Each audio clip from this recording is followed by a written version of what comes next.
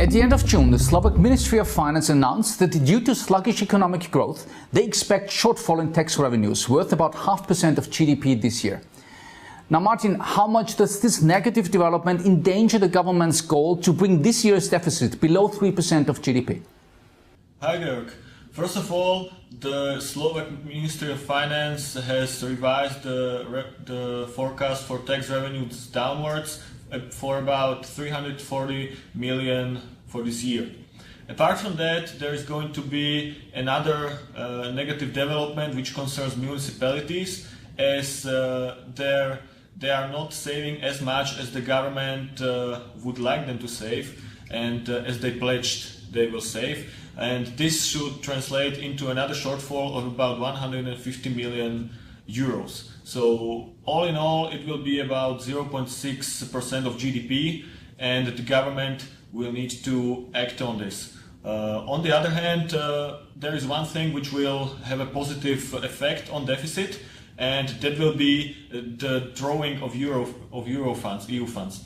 Because the EU funds are being drawn at a much slower rate than last year or than expected, and that's why there will be less needs for co-financing from the state, which will translate into slightly lower deficit.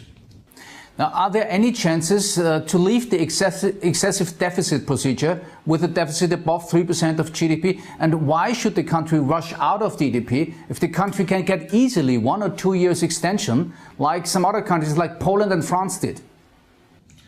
Well, first of all, the issue of cutting deficit below 3% is more of a political issue, and also it is the attempt of the government to show to foreign investors that it can cut deficit and consolidate swiftly. But as for the 3% mark itself, it is not that important. It is quite likely, or it is possible, that the government will in fact revise this, and the target and the deficit could be more than 3%.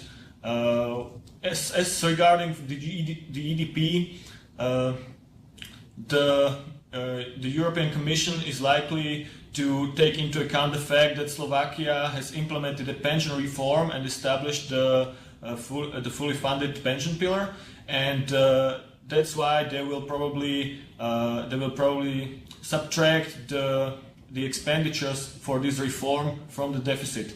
So in this manner, the Slovakia could leave the excess deficit procedure even with a deficit slightly higher than 3%. But another point which is even more important, another topic which is even more important than the EDP is the debt brake, the local debt brake, which is a constitutional law which basically sets a series of sanctions if some thresholds of if the government debt surpasses certain thresholds.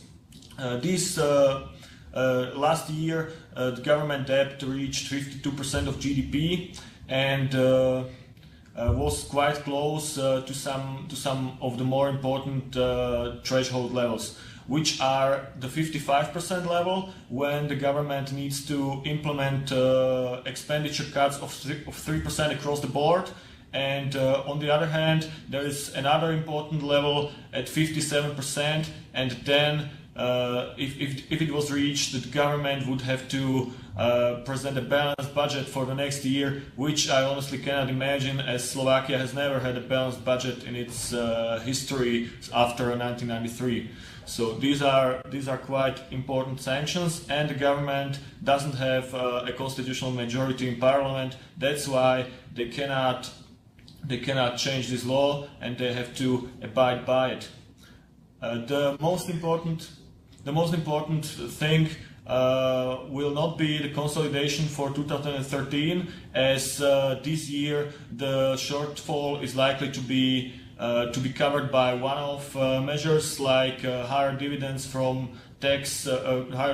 state-owned enterprises, and maybe also some cuts in public administration. But for the next year, Slovakia will need 1 billion for the savings, and that will be the real deal. That will be the real problem to find. hopefully we'll see some hints where to find it in autumn. Maybe it could come from privatization, but the government is not very keen to privatize. A part of it could come from wealth taxes, and then hopefully some further expenditure cuts. Now, have been financial markets reacting on Slovak fiscal slippage, and should we be worried about Slovak credit? Financial markets didn't react much to the fiscal slippage, but they reacted to the discussions on Fed's tapering, and that's why Slovak government yields went up. But let me just say that about 90% of the needs for issuance for this year are already met, and which puts Slovakia into a comfortable position as an issuer on the market. And apart from that, I would not be too much worried about the Slovak credit, as the debt brake law will make sure that fiscal consolidation will proceed also in the next years. Okay, Martin, perfect. Thank you very much for your time and insights. And dear viewers, thank you very much for your time and have a very nice weekend.